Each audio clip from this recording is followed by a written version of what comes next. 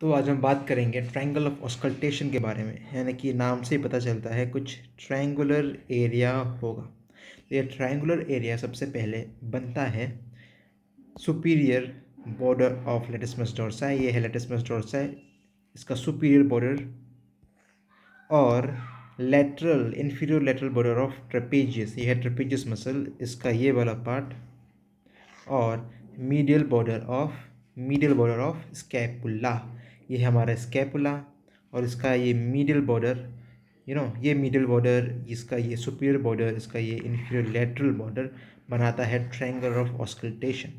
और आप इसका फ्लोर कौन बनाता है? इसका फ्लोर बनाता है सिक्स्थ और सेवेंथ रिब के बीच में जो स्पेस होता है, यानी कि सिक्स्थ इंटरकोस्टल स्पेस। और नाम से ही पता चलता है इसमें हम कुछ सुनते हैं, ऑस्कल्टेशन कुछ सुनते हैं। क्या? इसके बारे में हम जानेंगे नेक्स्ट वीडियो में।